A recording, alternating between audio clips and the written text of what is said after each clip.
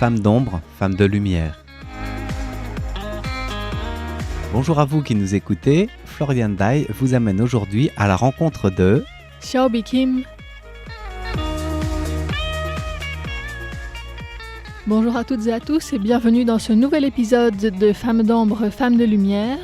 Aujourd'hui, une fois n'est pas coutume, nous allons parler d'une personnalité qui est vraiment au cœur de l'actualité puisqu'il s'agit de Xiaobi Kim, la candidate à la vice-présidence du Parti démocrate progressiste.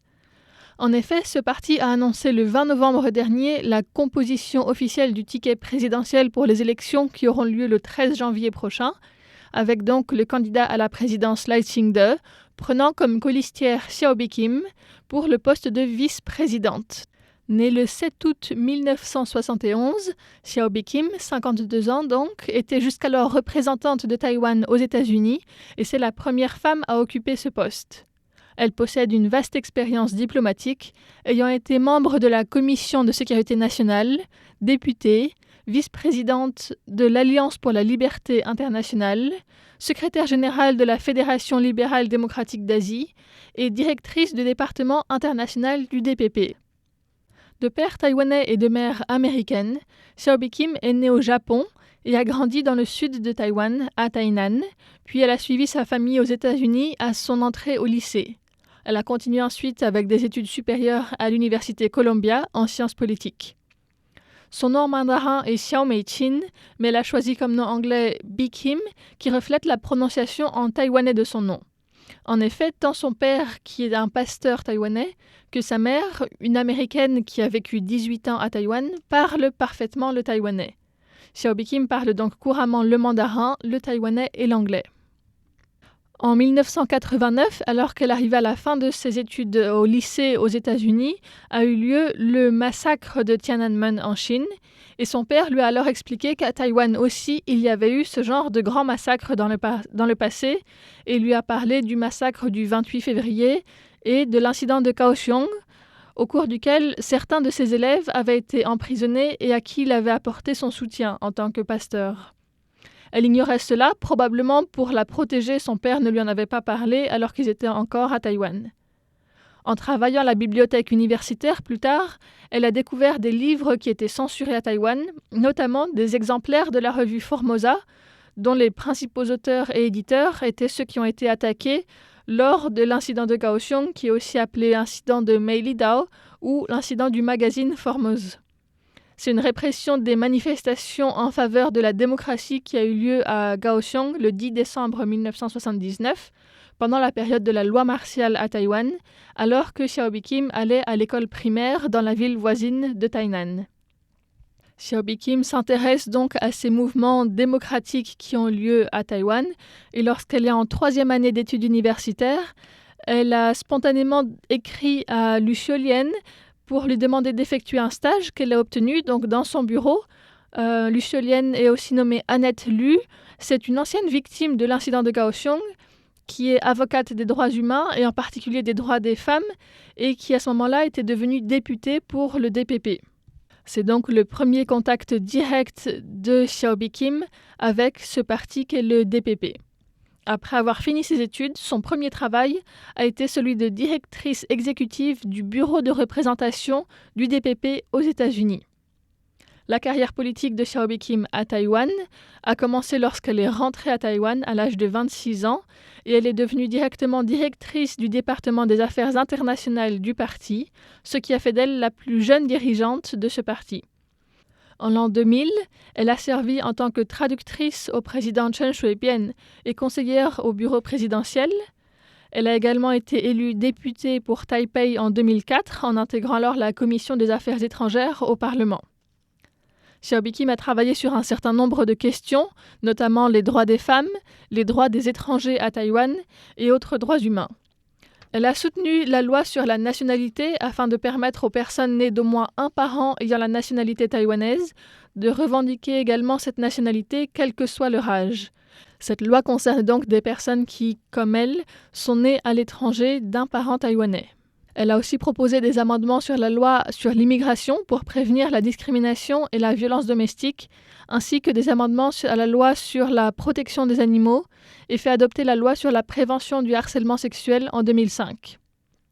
En 2008, lorsque la présidence de Taïwan est repassée dans le camp bleu avec l'élection du candidat du Kuomintang Ma Ying-jeou, Xiaobi Kim est devenue assistante de la présidente du Parti démocrate progressiste Tsai Ing-wen, choisie pour redresser le parti qui était en déroute après des affaires de corruption et la défaite électorale.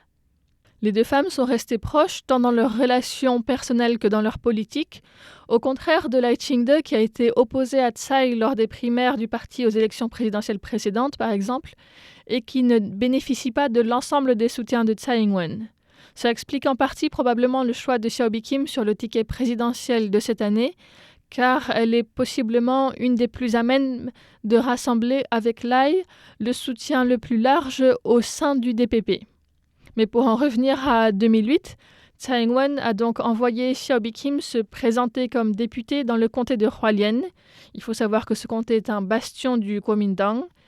Et après avoir perdu de très peu la première fois, elle s'est entêtée, elle a investi beaucoup de temps et d'énergie dans la région et a remporté la majorité des voix en 2016, faisant pour la première fois basculer Hualien en faveur du DPP. Un succès qui n'a pas été répété depuis. Au cours de cette campagne électorale, elle a aussi été victime d'une campagne de harcèlement par les médias, appelée Zhongguo-Qin, donc la Kim chinoise, puisque le Qin de son prénom est celui utilisé pour nommer un instrument de musique chinois à cordes, le Qin. Et cette campagne lui a fait beaucoup de mal parce qu'elle n'a jamais été proche de la Chine et c'était vraiment une attaque gratuite et un sobriquet qui a beaucoup nui à sa réputation, sans pour autant l'empêcher de gagner cette élection législative.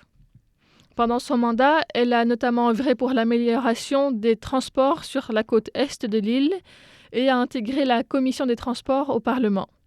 En 2018, une campagne de révocation a été organisée contre elle, sans succès, en raison de son soutien à la législation du mariage homosexuel.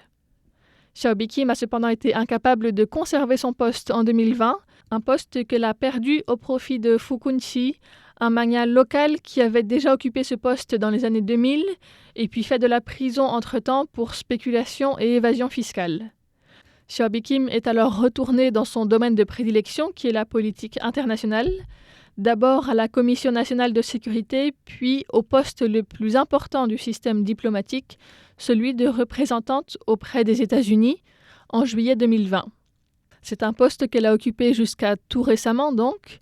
En juillet 2021, elle a été officiellement invitée à assister à l'investiture du président américain Joe Biden. Et c'est quelque chose d'important parce que c'est la première fois qu'un représentant taïwanais aux États-Unis a pu assister à cette investiture d'un président américain depuis que les États-Unis ont rompu leurs relations diplomatiques avec Taïwan en 1979. Son travail en tant que représentante de Taïwan aux États-Unis a été globalement très apprécié à Taïwan et aux États-Unis. Le New York Times l'a même qualifiée d'ambassadrice la plus influente à Washington, mais son travail était très décrié par la Chine. En août 2022, à la suite de la visite de la présidente de la Chambre des représentants des États-Unis, Nancy Pelosi, à Taïwan, la Chine l'a inscrite, donc elle ainsi que 6 autres fonctionnaires taïwanais, sur une liste noire et elle a été qualifiée de sécessionniste pure et dure. Elle est donc interdite d'entrer en Chine continentale, à Hong Kong et à Macao et ne peut pas travailler avec des fonctionnaires chinois. En avril 2023, elle a été sanctionnée à nouveau par la Chine à la suite de la rencontre entre Tsai Ing-wen et le président de la Chambre des représentants des États-Unis, Kevin McCarthy, aux États-Unis. Et cette deuxième série de sanctions empêche les investisseurs et les entreprises liées à elle de coopérer avec des organisations et des personnes en Chine continentale.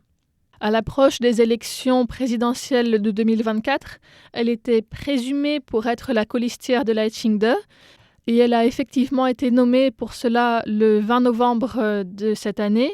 Donc elle a démissionné de son poste aux États-Unis et est rentrée à Taïwan pour se consacrer à cette campagne électorale. Elle a récemment lancé une série de courtes vidéos dans lesquelles elle se présente sous un jour plutôt commun, plutôt accessible, en parlant dans la première vidéo de ses chats et de leurs histoires, et dans la seconde de sa relation avec Lai Ching-te, la première fois qu'ils se sont rencontrés, l'impression qu'elle a de lui, etc. Dans cette première vidéo, par exemple, Xiaobi Kim dit qu'elle se compare parfois à un chat de guerre.